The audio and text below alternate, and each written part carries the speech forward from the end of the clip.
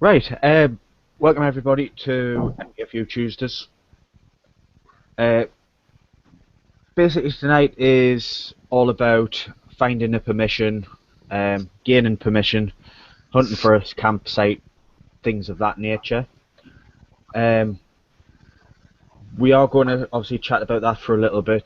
We'll have chance for a question and answer as well. And then basically probably end up talking a load of bollocks like we did last week. Yeah, it'll just descend into chaos after we get bored of once we sort of banged everything on the head and said all the points of it. So on the panel today we have Bruce. Hi guys. What's your channel name, Bruce? Wild Ginger Bruce. If you're not subbed to me, you bloody should be. Next to Bruce on my screen is Kev. Evening everybody, Kev here, Woodland Camp and Craft. And that leaves, I'll just unmute him. Just leaves Mark. Good evening, you reprobates. Right, so what's everyone been up to this week? Working, pretty much. Just working. Yeah, Blowing all my lights up in my fun house. to talk about, so No. I won't. Yeah.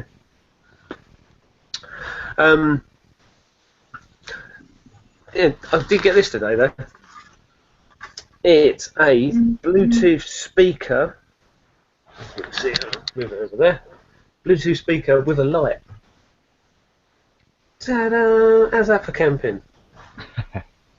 And it's really loud. But me, Dad got it for me for my birthday. So. When That's is your actually. birthday? You what? When is your birthday? Thursday. Ah, Patrick's Day. you shouldn't get presents early, it's not fair. Yeah, I just came home and he'd already dropped it off because he's busy Thursday, so I thought, well, I'll open it. But no, it's actually pretty good for him. I was well chuffed. Am I the only one that's picked up on the fact, or the stereotype, that it's his birthday on St Patrick's Day and he happens to be the token ginger? So, Oh shit, it started already. Sorry, back on. right, Okay. permissions. Yeah. Well, let's start on the finding a camp first. That's probably Yeah. because a lot of time people get onto Google Maps, and then you just sit there, look at your local area, and just work out from your house and find a bit of woodland, and then go, all right, this Sunday I'm going to check out that woodland, and go and have a little bimble over. But you kind of get near to them and you think, oh, I can't really walk across the field. Oh, there's that in the way. It's a bit awkward. But what I found is Bing Maps and Street View Maps have also got Ordnance Survey maps on them. So if you look at them, that will tell you where there's any bridleways or pathways or public footpaths, that sort of thing. So then you're kind of looking for a woodland with a footpath next to it, because that's kind of ideal, because then you can kind of bimble right past it and have a good look. And then you can also print it out, aside from actually buying Ordnance Survey maps when you're out walking. But yeah, Bing Maps, but you have to be the old version of Bing Maps, because there's a new version that's just rubbish. But I find that's been pretty bloody useful, of finding your way around and trying to work out the way of approaching a woodland and how many houses are near it for just normal sort of cheeky camps, you know. So, do you guys do similar sort of thing? Yeah, I use Google Maps. No, I was a cheeky. You are? Go on, Matt, sorry. No, sorry, go on. No, I was just a cheeky side. I just went and turned up somewhere and, yeah, claimed it. Yes. Which is not what I recommend everyone to do, but I sort of started camping at the spot, realised it was a shithole there, absolutely disgusting, cans, bottles, everything everywhere.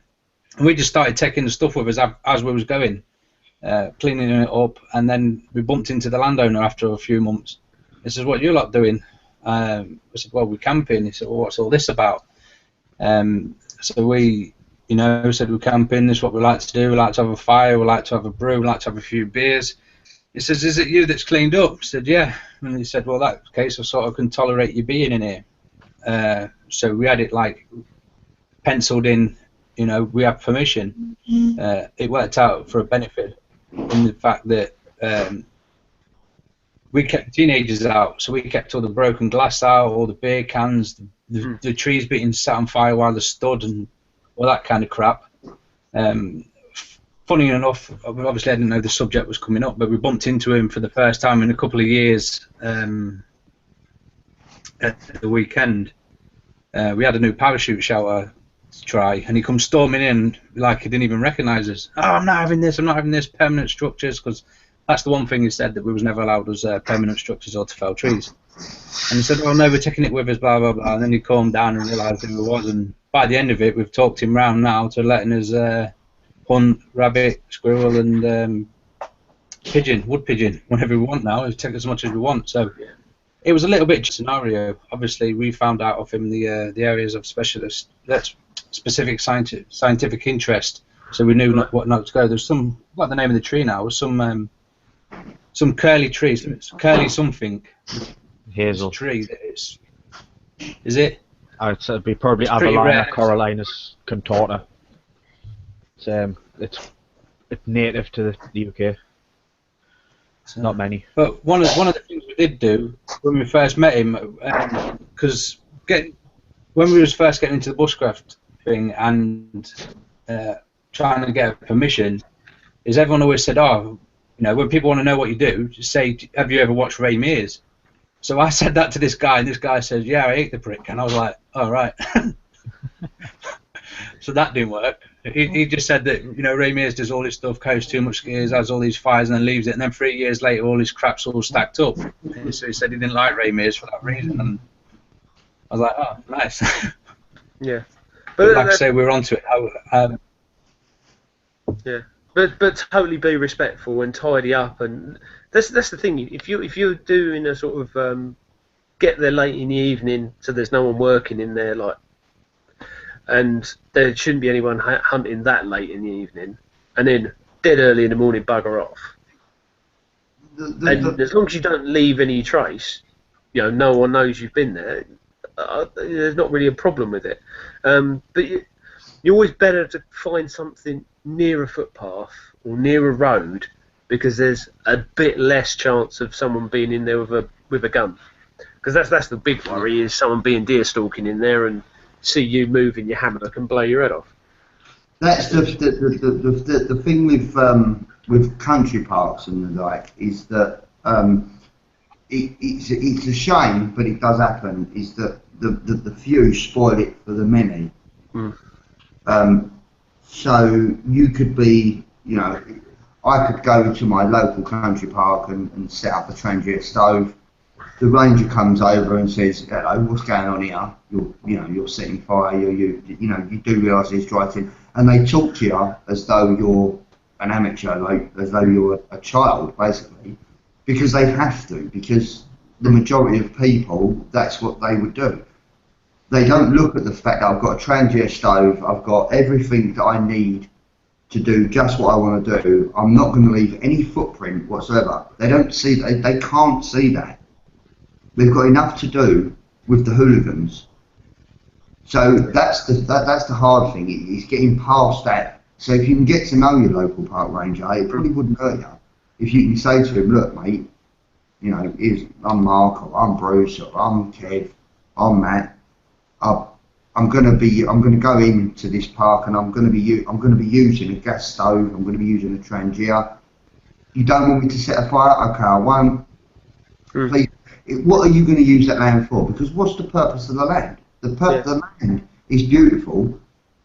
That's the thing, is that they all promote how beautiful the forests are. Can I use it? No. Well, what's the point?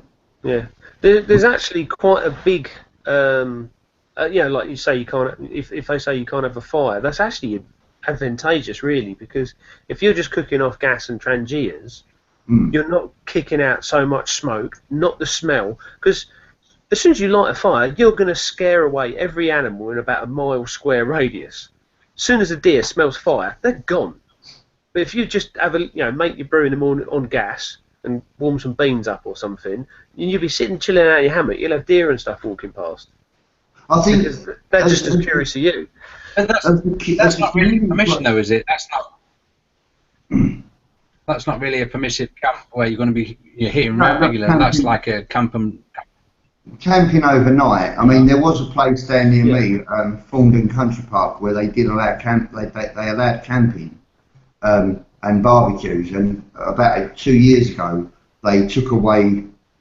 They said no more barbecues because I think people, and all it boils down to the rules they've got in place is because in the past people have took the piss, basically. Yeah. So as this community grows and as this hobby grows, we need to speak to the people at the cold face, as it were. Speak to the rangers, speak to your landowners, and say, look, this is what we're all about. We're not hooligans. We're not going to, we don't take down live trees. We don't destroy habitats. We don't. We leave no trace, and it's all about re-educating the people that have been disgruntled with what's gone on before. I mean, because we've all got a local park that's been built it's been built 1 year, and within 6 months the local yobbos have gone over there and destroyed the place. And that's what we're going up. That's what we're locking horns with. That kind of attitude, as these people they're detrimental to the environment, and we're not. I mean, look what we've done at Colonel Chimp's permission. We've cleaned that place right up, Bruce. Haven't we? Yeah, well, you think Church Farm. We went to Church Farm, that's where the preppers meet was. And that got quite a good little name for being somewhere you could actually wild camp, a campsite that had a woodland. But they've now closed the woodland down and made it into some walkway or something. Now, I think there is a group of guys who've got permission to be there, but they had to really try hard. But when we stayed there, it was a foul mess. We took out about 3 bin bags of rubbish, and that was in the winter. We were camping there, but it was just full of glass bottles and just rubbish because they didn't look after it. Nobody came over there and checked that you put your fire out. So we found an existing fire, and when we left, everything was out, everything was tidy, all the rubbish was cleared away. But it's just where people just think, oh well, I'm paying £8 a night to be here, then they can take my rubbish away. It's sad, really. But that's the sort of people you deal with. It is sad that we're butting horns, but then it is geographical as well. The problems that we face, they don't face in Scotland because they've got rights to roam, and it's the same in America. So if we've got any American viewers and they're thinking, well, why the bloody hell is it the way it is? It's because they've put the kibosh on us so harshly, because there are people out there that do abuse the parks and stuff.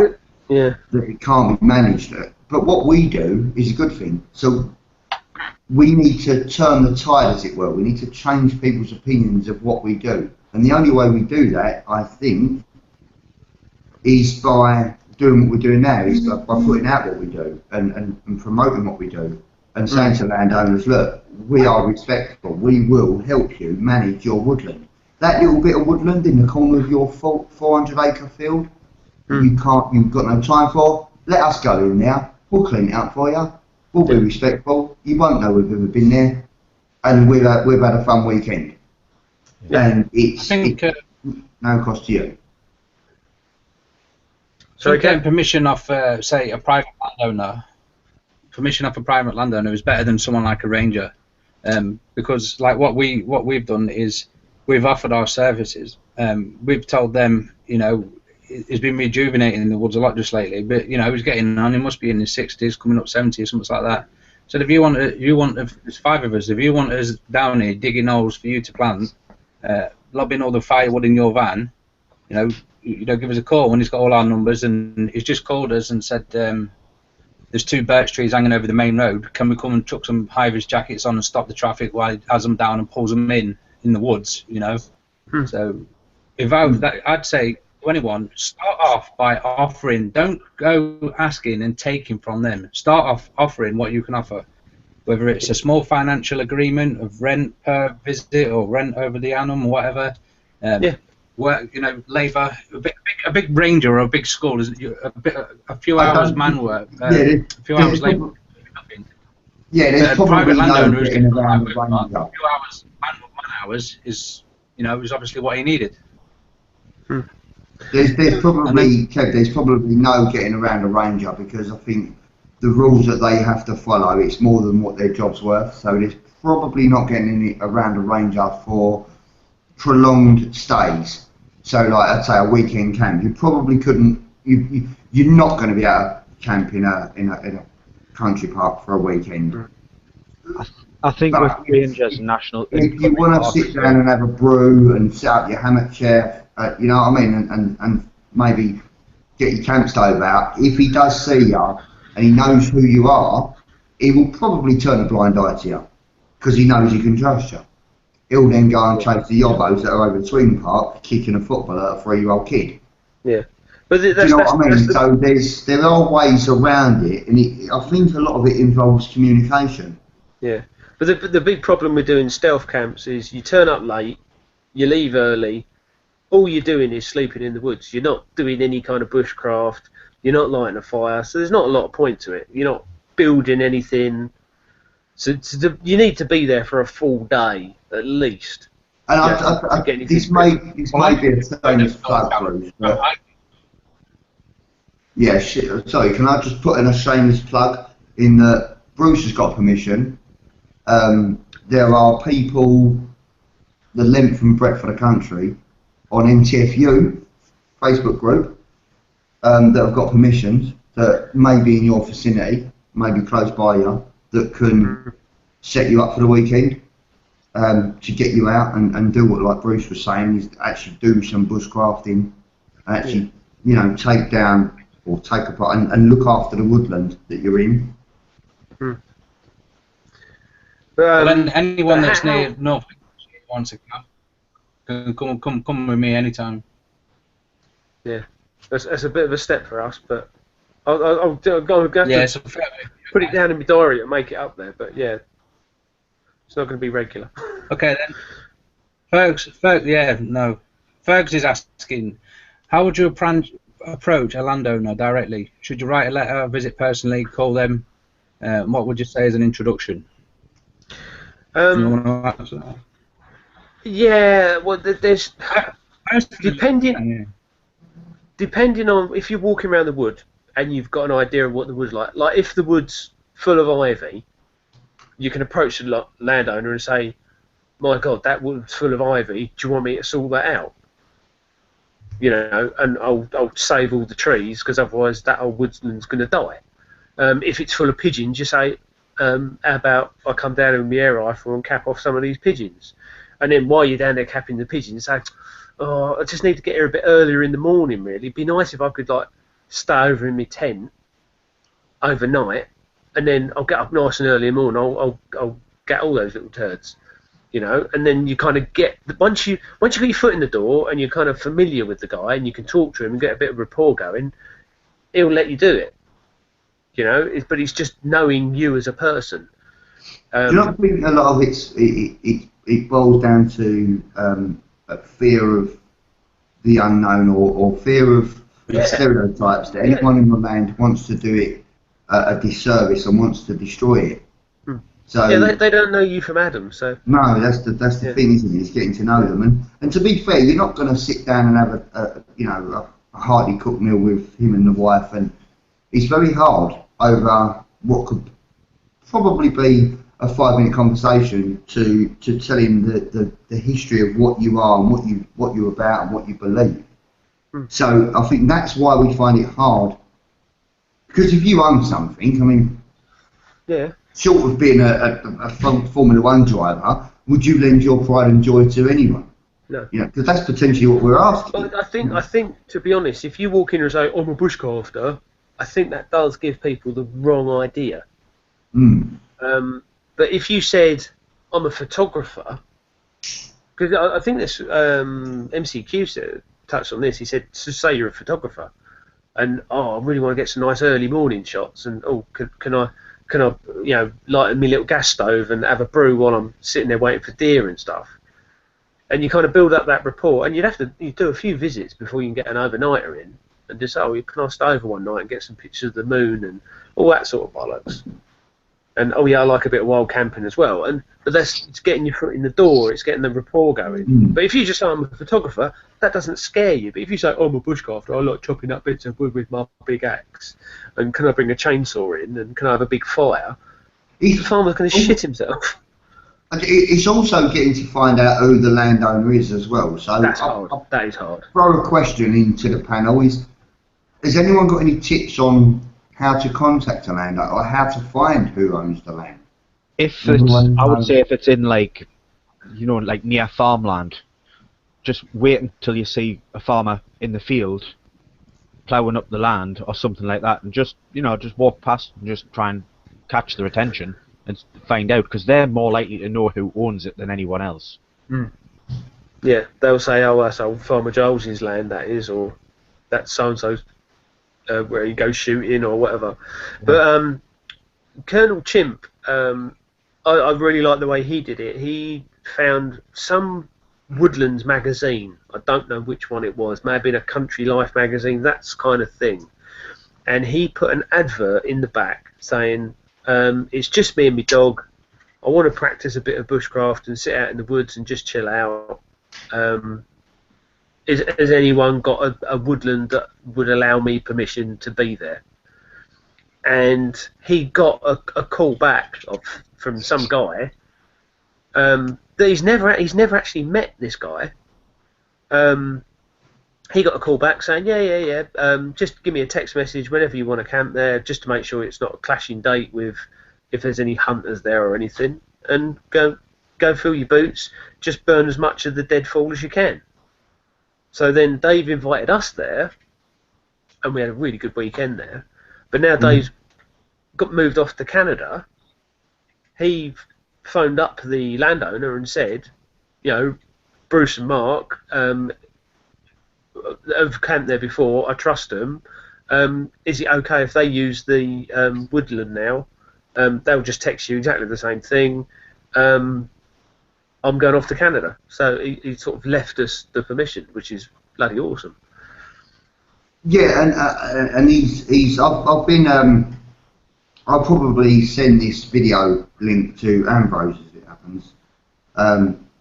Neil. Neil is the guy that owns that Dave's bit of land. I'll probably send this link off to him so he can have a watch of it. And he can probably vouch for the fact that what we've done there. I mean, it's 4 acres. It's beautiful woodland. Don't get me wrong, it's lovely. And we get to practice some really good skills there. And maybe use this as somewhat of an advert to go to approach other landowners. Yeah. So that they can see that we're not hooligans. We're not complete arseholes. We are respective. We do know what we're doing. And if we don't know what we're doing, we don't do it. We only do what we know what we can do. Yeah. And we've got a wealth of knowledge, but we've got a wealth of knowledge that we can draw upon as well. So we do know tree surgeons, Bruce, don't we? Yeah. We do know butchers. Not very good ones, but we know them. You know what I mean?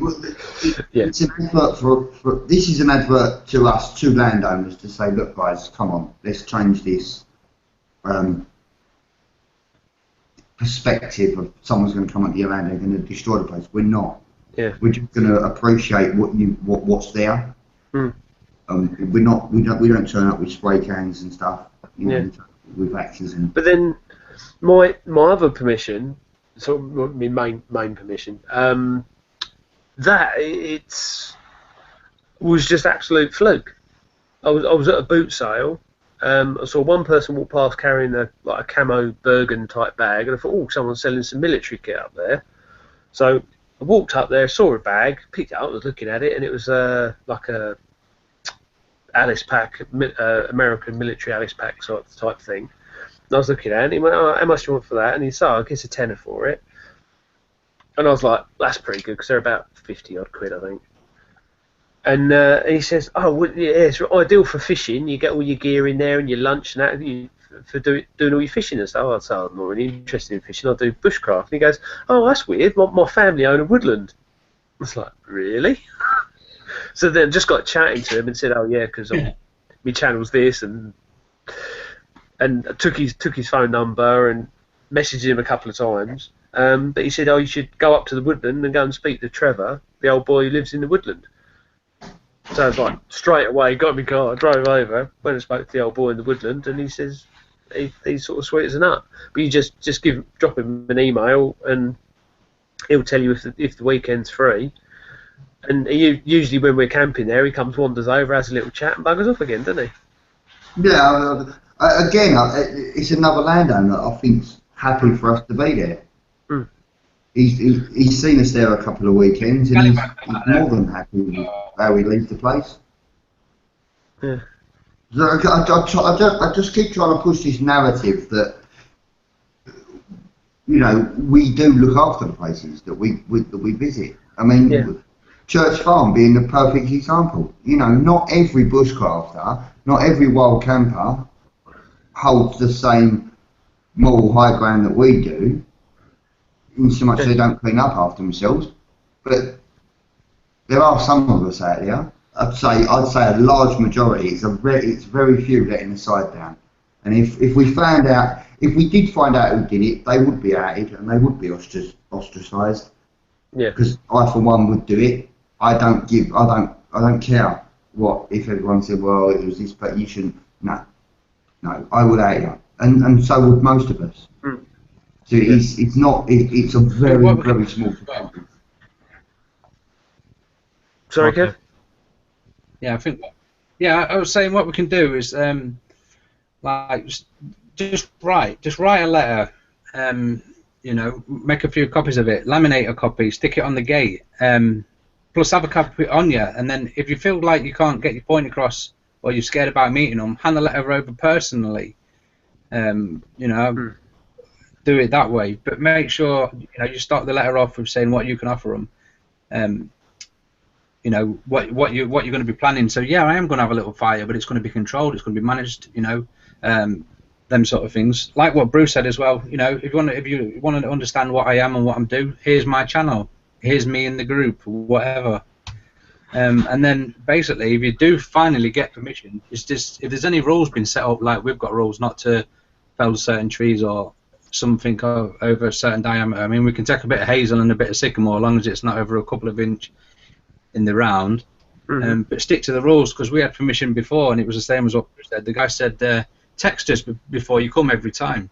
So every single time, we text. They said yes. We never got a no once. So we stopped texting, and then he come in with the shooters, and then we lost the permission. So if there's rules, stick to them as well. Yeah, definitely. Yeah, don't ruin it for yourselves. Respect the landowner, I say as well. If he's going to give you permission to use his, because with that, Kev, he doesn't know who's there.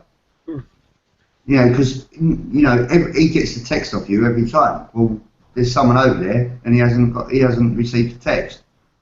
So now he's thinking, well, it's not the guys that have got permission, so that's someone taking a piss.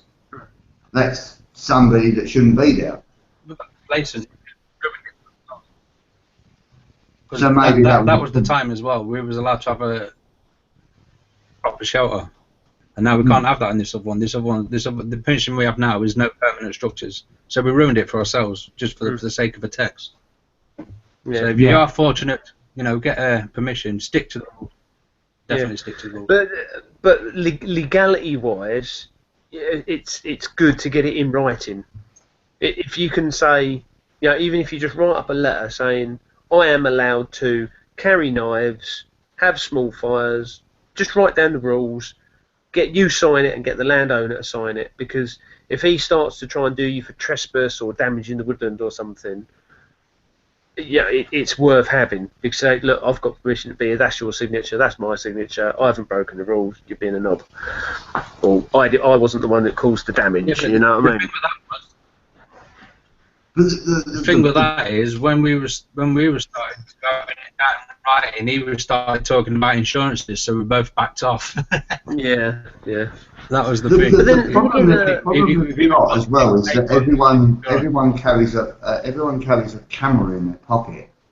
So if they start to be dicks and they know that you've all got, if they know we've got YouTube channels from the offset, and they know that there's footage, there's actual physical evidence, that would, if they want to be dicks, if they wake up on the wrong side of the bed one morning and they think, right, I fucking want them off now, I've had enough of them, right, I want to change my original agreement, so therefore I'm going to go and have a go at them. Hopefully that wouldn't happen.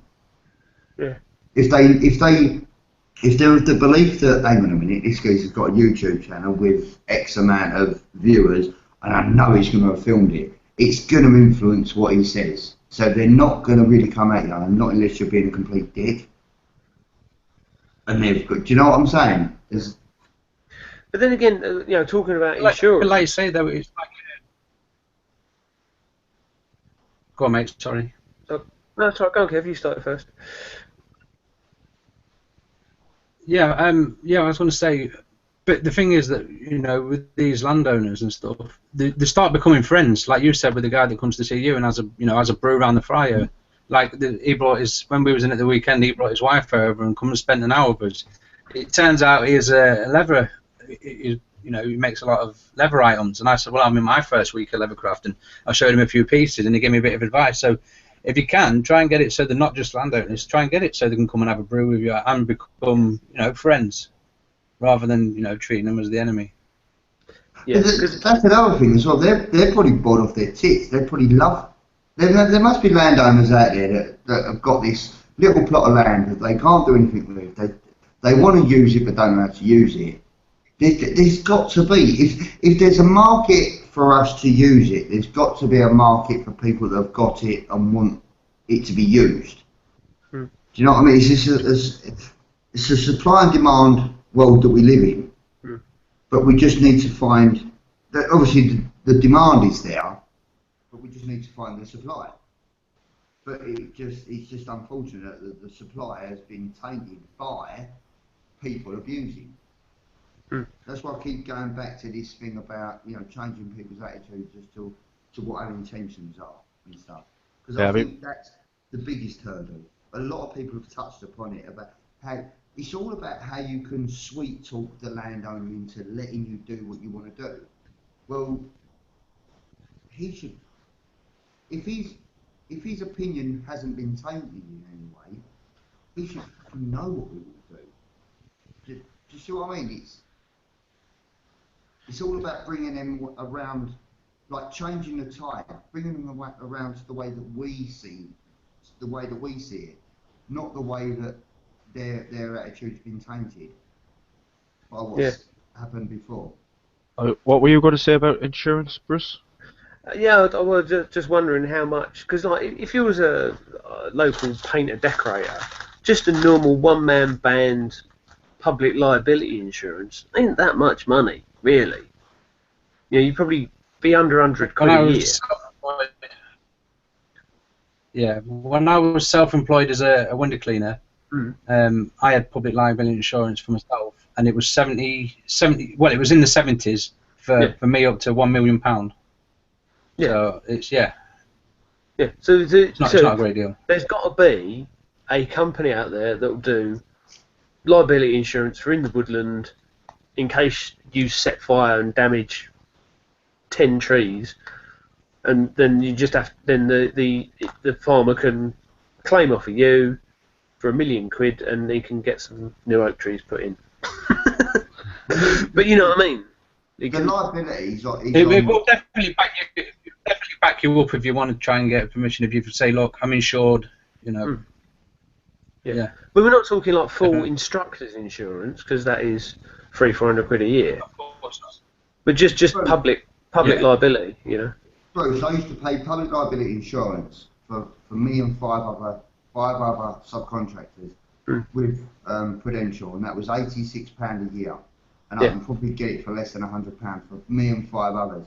and that liability is for any activity. It's not like task specific. I've got a liability insurance. No matter, so whoever I give that to, that's my liability. I'm guaranteeing them. Well, so even if you were shopping and you borrowed someone with a trolley and broke their leg, they could still claim off you. Well, no, because what you'd do is you'd claim off of the where the shopping trolley place, whoever owned the shopping trolley. So if it was Tesco's, they would sue Tesco's. They wouldn't sue you personally because we don't. Yeah, but you know what I mean. Just a hypothetical situation if you hurt someone and you wasn't at work. Well, I suppose you could. If they knew you had public liability insurance, if you told them, oh, by the way, I've got public liability insurance, you can sue me if you like. Yeah. Well, you get quite a lot of handymen and stuff have it fully insured written on the side of their van, don't they? So that's not such a big leap, is it? So. Right. That's for more property though. That's what mine was. Yeah. Right. Getting back. If I fell off my ladders and went through someone's car roof. Yeah. Get back onto that bit. Question and answer. I know I've already answered one of Fergus's questions. What's the other one? I'm just trying to. I don't think Fergus has had any more questions after that one. I don't think anyone else has. I think there was one. Glenn Russell says, "What's the minimum size woods would you recommend?" For about 4 acres. Depends what you want. If you want to put a hammock up, you need. If you want to just pitch it up, you need 2 trees. It depends what you're doing. If you're going on a big hunt, or depending how often you're going to be camping there and how sustainable it is, whether you're going to be bringing wood in. But that Colonel Chimp's permission, that's 4 acres, which is quite a small plot, but that's sort of fairly self-sustaining because there's plenty of trees there, and you'll always have plenty of firewood. The problem is, Bruce, mate, sorry to contradict that, but it's not self-sustaining, is it? Because the woodland is not looking after itself, is it? No, exactly. Yeah, well, it's dying. It needs thinning right out. Exactly. Nobody's looking after it. These woodlands do need maintaining. They do need constant looking after. Because it's a pine woodland, and there's just too much there per square foot. You need every other tree in that place cut out, and there's just so much dead standing and so many widowmakers there. It's bonkers. The bit where we camp in is safe, but the other half we're just gradually working our way back, taking down widowmakers and pushing over the dead stuff. But it's a bit of a minefield. Yeah, I think that's why the guy that owned the original land sold it off in clumps to start with. It's because it was too big for him to maintain. Yeah. Do you know what I mean? So there must be landowners out there, boys. If you can find somewhere where they've all got arable land where they can farm it, and they've got this line of trees at the end that they just ain't got no time. They ain't got no time to look after it. They're the places you want to look. They're the landowners you want to say to, look, guys, we can come in here, me and about 3 or 4, 5, 6 blokes of a weekend every once a month, and we can clear this out for you, free of charge. Yeah, well, there's a lot of people buy woodland, just buy a lump of woodland. They know nothing about woodland because there's no bills. You don't pay council rates or council tax. So if you want to hide some money or invest some money, and you go and buy woodland for say 40 grand, so you've got 40 grand in the woodland, that's only going to go up in price with time because it's still that size land. So it's sort of a pretty shrewd investment to buy woodland, and you ain't got the money sitting in the bank. And there's no bills to pay whatsoever. So you know nothing about a woodland, but you own it. You never visit it. You never even looked at it, but you've got it on paper. And there's quite a lot of woodlands like that. Sometimes when you walk past a woodland and it's like completely overgrown with ivy and completely just killing itself, that's one of those kind of woodlands. Or it's someone's died and it's kind of all a bit in flux and nobody really knows who owns it. Or it's a consortium of people it's been left to, and none of them can decide what to bloody do with it. So there's plenty of opportunity. But if you came along and said, look, I can sort your woodland out, I can stop it from killing itself, it'll be worth more in the long run. Then it's going to make their day, isn't it? But that's the thing, isn't it? So, any tips? Is there any tips we can give in order to? Obviously, we can't scour the length and breadth of the country to find these places, but yeah. But I think get on Google Maps, get on Bing Maps, find out your access points, find out what the closest farm is. Possibly have a wander down to the farm, have a word with the landowner, see if he is the landowner, or see if he knows anyone. The worst that's going to happen. Exactly. Yeah. Yeah.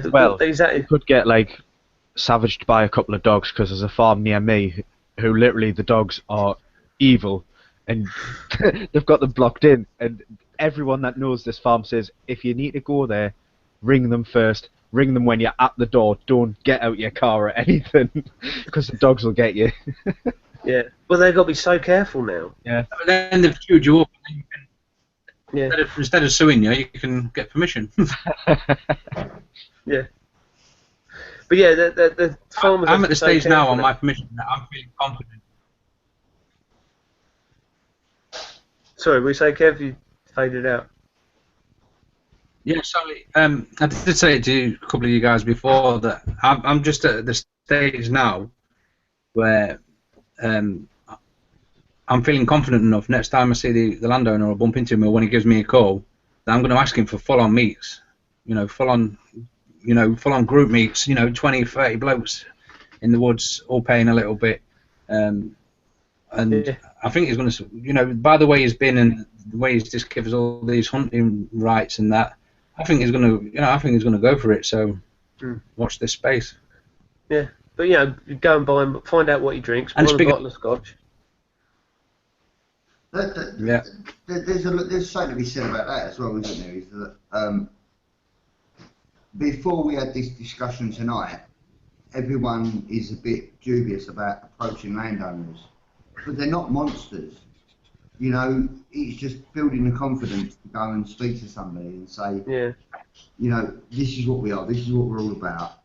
Is there any chance? What's the worst he can say? What's the worst they can say? Yeah, no, don't want you in my land. Go away. Yeah. Another good way in is gun clubs. If you go to a local gun club and just say, do you know any woods that you shoot in? And they'll say, and then you can go to that wood and talk to the landowner and say, oh, do you mind if I pop a few pheasants off or whatever? More likely to be things like wood pigeon and rabbits, because they're the biggest pain in the bum for a landowner. Anywhere they keep horses as well, Bruce, would be if they've got a rabbit infestation. Anywhere they keep horses, they're going to. But just try and get in that way. But the problem is you've kind of got the townies, most people who live in normal houses. Then farmers only hang around with farmers. They don't really integrate with normal people. Do you know what I mean? So they only hang around with people who go hunting. They only hang around with people who buy their crops, and then other farmers. Whenever a big do or a big meet, it's all farmers. So it's quite hard to get into that inner circle. The other one is volunteer to go on a hunt and go beating for the day, just scaring the pheasants up, and then that way you can meet them in 30 farmers in one bloody day. Yeah, that's quite a good one to get into. Yeah, but it's finding one to start with. In September they hold a thing called the All-Six Show, and it started off as a equestrian show, but it's slowly grown into a steam rally. They have beer tents and they have all sorts of stuff, and that would be a good way. So I'm using that as my example because that's the one that I know. But throughout the country, there's going to be shows like that where you will get up close and personal to landowners and you can say to them, even like livestock auctions. Maybe go to a livestock auction just as a day trip and and meet farmers and say, look, you know, have you got like a little corner of land that you don't really give a toss about, but it's a bit of a thorn in your side that we could maybe sort of do something with. If you want a couple of examples of what we do, you know, there's no point in me telling you because you've got to trust me. But have a look at this video, have a look at that video, have a look at this group, have a look at this. This is what we're all about. And again, I go back to the, you know, changing people's perspective on what other people, potentially strangers using your land. Would you, you know, change it all about? I think another good place to look, or even maybe put an advert up, is agricultural supply shops. Yeah. You know how you get the big shops where they supply all the feed and stuff? Yeah. Because they do know everyone. Yeah. Well, we've got one Marsh Farm where I am. Again, same thing, Matt. Great idea. I've got one where I am. I don't even know the name of the place because I used to buy my chicken feed from it. So we all know these places. It's just getting those ideas out there, and that's probably why it's a good discussion tonight. Is feed off each other, and you know, to find who are these landowners. What do they think of us? Firstly, what do they think of us? What would their first impressions be if we approached them? And then how do we change that impression to what we really are? Because, you know, I come across... Don't go with trackers tucked into your socks and a baseball cap. What's that, mate? Sorry? I said, when you approach them, don't go with your trackers tucked into your socks with a baseball cap on. No, I don't anyway. If you, At least look the part a little bit. I'm dressing shirt and trousers. I'm actually wearing trousers and polished shoes, so I might sound like a shabby version of Jason Statham, but I can assure you I dress quite smartly. Yeah. Right. I think there was another question in the side chat as well. No, Fergs, I ain't doing it. To go away. From It's Robert. yeah.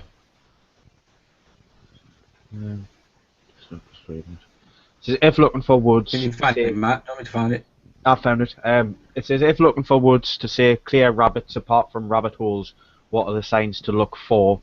To help say yeah you've got rabbits. I can clear them for you, as being new to hunting would help. Well, you're usually going to get rabbits around the perimeter of the woodland. To look around, sort of, you'll see like the rabbit runs in the grass where there's a groove where they regularly run in. So that'll be dead obvious. But if they've got rabbits, just walk round the corner when it's nice and quiet and look down the sort of the side of the wood and onto the field, and you'll see all the rabbits sitting there. Yeah, that's the easiest way to say you've got rabbits, because you can see the little bastards. Not only that, Bruce, is if a landowner has got rabbits, they will know that they've got rabbits. Yeah.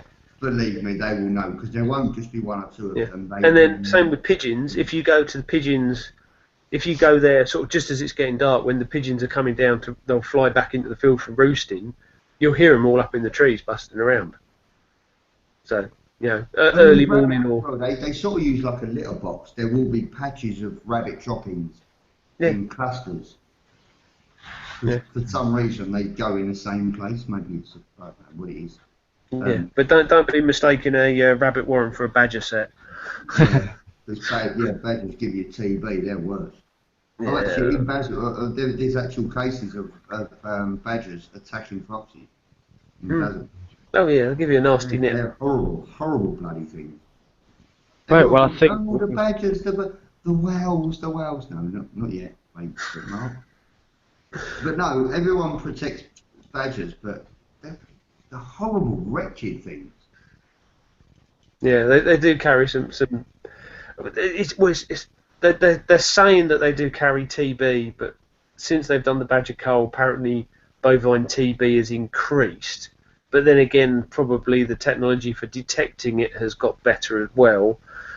So it's all, you can prove anything with statistics, can't you? So, but I'm pretty sure that they are partly responsible for TB. but they also carry loads of other diseases. Because badgers are actually quite similar to pigs, and pigs are a real nightmare for carrying all sorts of diseases that can be transmitted to humans. So, yeah, I wouldn't eat a badger. I'd stay well away. So yeah, right. That's kind of the little bit of education. He's still going. That's a little bit educational bit over. So basically, I'm going to unmute Mark and we can just get on with talking a load of crap. Awesome. Yeah. You never muted Mark again, did you? You're horrible, you lot. No, didn't do anything. I didn't even realise you muted him. Fucking hell, it would have been Bruce talking to himself, wouldn't it?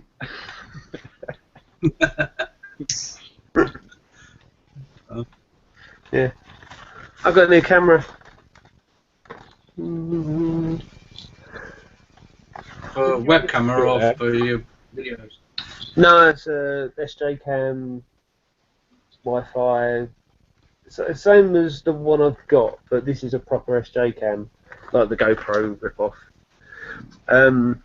The story with it is GoPro. I think GoPro lenses were made in the Chinese factory. So the Chinese factory thought, oh well, while we're making their lenses, we might as well make our own camera. So SJ Cam made the original GoPro rip-off, and then loads of people ripped the rip-off off. If you get what I mean. It's a rip-off of a rip-off. A rip-off of a rip-off, yeah. Oh, So rip-off of a rip-off. yeah. So if you get the one that's got, see on the front there on the actual camera, it's got SJ Cam written on the front. They're the ones you want because they've got the more stable programming and stuff. I don't know. My missus bought it. I think it was. I'm the one for Sweden. I know. Yeah.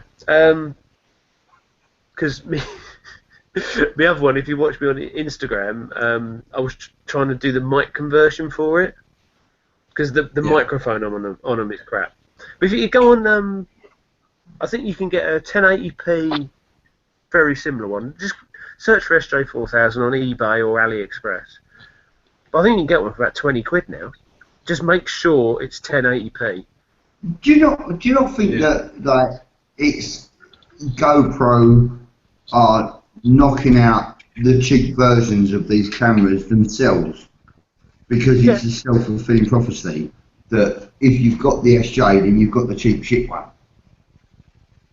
Do you know what I mean? So like, we're going to give you the cheap version so that when you're fucking sick and tired of it, you're just going to go and buy the better one. Yeah. The one that we wanted to charge you 280 quid for in the first place. Yeah. You fall, and we've still got 40 quid of your money. Yeah. Well, GoPro has started to do a cheaper one now, haven't they? I think they've got one around 100 quid now. Yeah. But they are better. Hero, isn't it? Oh, the conspiracy theories to jump all over that. They'd be all up in that shit. Yeah. Conspiracy. Yeah. But the good thing with the GoPros, you can put external mics on them and stuff. Whereas the SJs, You the can't mics on them. No, there's no mic port on them. But here's an idea. No. If they were that up for benefiting the consumer, wouldn't the GoPro have a better mic in the first place? Do you know what I mean? I'm not going to go down a conspiracy trail. I'm not going down a conspiracy trail, but if they had your best interest, it's not a conspiracy to say that these companies are fucking screwing you. Because let's face it, we all know they are. If SJ or GoPro wanted to do right by you in the first place without screwing you out of more money, they would say, here's the best camera you can buy for your money, and here's the best microphone. It's going to cost you 200 quid. Yeah, but at the end of the day, the mic's location. Yeah, well, the mic is inside the camera on the surface. Sorry, what did you say? I said sorry. I've interrupted you so many times tonight. Go on. I've interrupted you just saying sorry as well. No, to me, you got like a bit of a delay, so I go to say something, and then you start saying something. So it's all right. Where was I? Yeah, the microphone in the Sj4000 is surface mounted on the circuit board inside the camera, so you can ping it off and solder a couple of wires to it, and then connect that to a microphone. I tried to do it, but I think I overheated the circuit board and killed the sound on my other one. So that's kind of like my stunt camera now. That's going to get stuck on my drone and smashed about because there's no sound. Because once it's inside the case, you've got no sound anyway. But it's when you take it out of the case, the sound is pretty poor. Like you have it on the end of a selfie stick, you can't hear what's being said. So then you have to run the video through a blooming sound booster program, and then you get all hiss and stuff. It gets a bit irritating. It's doable. You can clear the sound up. You need to be quite close, and then because it's a fisheye lens, everything looks all a bit distorted when you get it too close. So it's good for landscapes, and it's good for very close-up stuff. And it's good for underwater and just generally being abused. But other than that, they're a bit crap. So I mean, I've got the Sony one. Interchangeable battery. Yes. Yeah, I've got 4 batteries now. Yeah. But the batteries only last about half an hour. When you're recording in 1080p, I think you're about half an hour out of the battery. Yeah, I get an hour and 120 minutes out of my batteries. Yeah, but even GoPros, Yeah. their battery life is shit. Because I think we've all Especially pretty the much got Wi-Fi one, different. it's worse.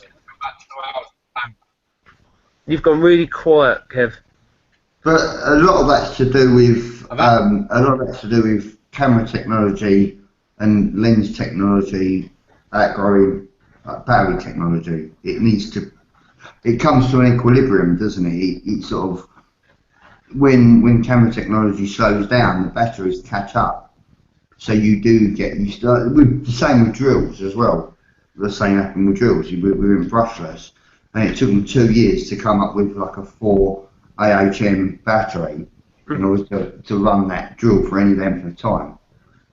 Yeah. Do you know what I mean? But the drill only ever had to be so good for its application. Same with cameras, they've only got to be so good for the application. Because anything more than that, you'd go with a red one, and a red one camera is like £25,000. You're looking at sort of, like movie making camera. What we've basically got is movie making ability with a couple of hearing aid batteries attached to it. Yeah. Do you know what I mean? Yeah, that's the camera there. But you've got ports in the side there, so you've got power. So if you want it to film for a long time, you just get a power bank and plug that into it, and that will record for however big a card you put in it. So, And then plug that into the national grid and don't move, and you're alright. yeah, exactly. So you could run it off of. It depends where you're filming and what you're filming. Like for time. So I don't trust them. But you can do time lapse with them as well. So you can set them up in a window.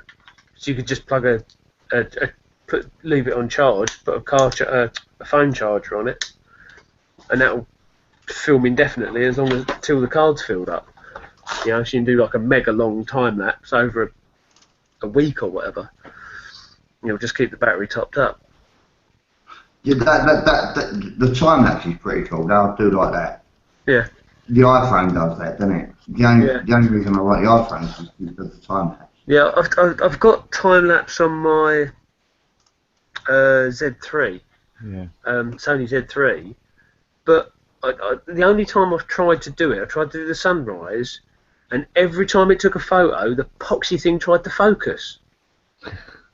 So it's one photo, and then it goes and it moves in and out, and oh god, it's irritating. And it was a wicked sunrise. I timed it perfectly. I thought, yeah, give it about half an hour for the sun to come up over the hills when I was in Wales.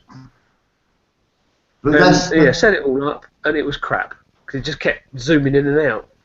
It was like really shaky. that's the thing with technology moving too fast. I mean, they can put these things in there, but if the software is not there to back it up and the battery is not there to back it up, it falls on its arse and it becomes almost pointless having in the first place. Yeah, there's no point. There's like limitations to it because the screen has to stay on. If you turn the screen off, it stops recording. So the screen has to stay on. So that's just hammering your battery having the screen on.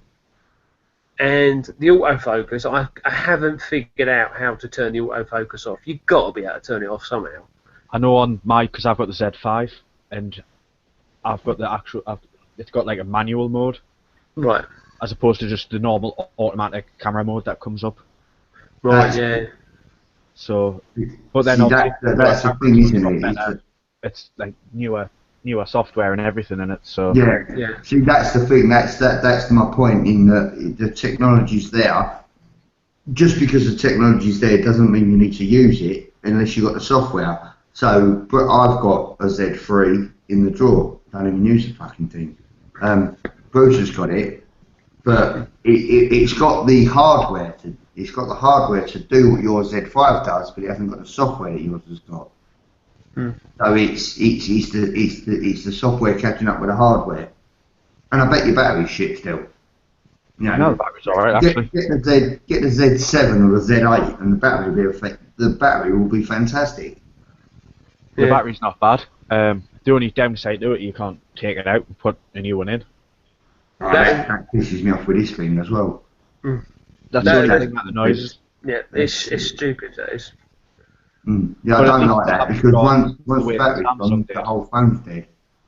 At least I haven't gone the way Samsung did and just take this SD card and everything out, so you can't even put an SD card in. That's pathetic. That is pathetic. But my old Galaxy S2, that recorded in 1080p, you could change the batteries in it, so I could come in from work, pull the battery out, put a brand new battery in, bosh, and then go straight out the door, and I'd have full battery. But it did used to hammer the battery a bit, just because it was probably the software or the way it hunted for signal or whatever. But there's a perfect phone and SD card. But the thing where they're saying now you have to have a sealed unit because all phones have to be waterproof now. So well, can't they bung a little rubber gasket and put a couple of screws in the fucking thing? I don't mind taking screws out to change a battery because it's not that often. It's not about. That's their excuse as to why they do it, but that's not the real reason. The reason they do it is because you have to send it back to the supplier. They have to fix it.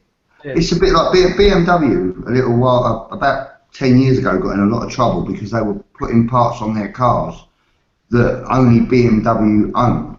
So, like your security bolts, your security keys. They were putting bolts. They were putting sizes of bolts on there that you couldn't buy.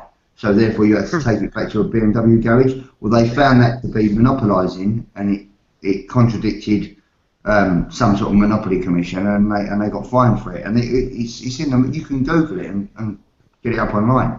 But they actually got done for it. But now they're doing the self same thing, but they're just doing it in a different way. So, in order for you to get your phone, I've got a Galaxy 6S. I'm filming on it right now. The battery's knackered. Maybe it's through excessive use or charging. The phone's less than a year old. But in order for me to fix it, I've got to pay £100 excess, and it's got to go back to Samsung because I can't go on eBay and type in battery for Galaxy 6S without getting the screen removal tool and all the rest of it. It's bollocks. It's absolute crap because they're resting on the fact that 90% or 95% of people will send it back to them. So it's a self-fulfilling prophecy. It's bullshit. Like you said, what's the matter with a S2? 1080p, replaceable battery, job's a good one. Yeah. Right. I think because we've gone slightly over an hour now, we'll say goodbye and we'll end the chat if that's alright with you guys. Yeah, fine. Yeah, so thanks for watching everyone. Don't forget to join in next Tuesday. And obviously if you're not part of the MTFU Facebook group, have a check Join. on Facebook. Yep, and join. And I think that's about it, really. Oh, actually, we're just talking about this, weren't we, Kev? The the 4B thing. You know, the thing that's been pinned on the Facebook. What was it? The getting there. Yeah, they've been building a custom off-road mobility scooter for Jake, who's got severely disabled.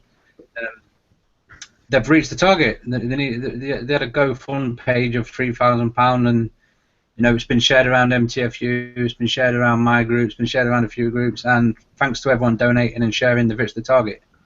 Wicked. And the scooter's getting made. It's about built, but they'll be able to finish it. Yeah. So that's awesome.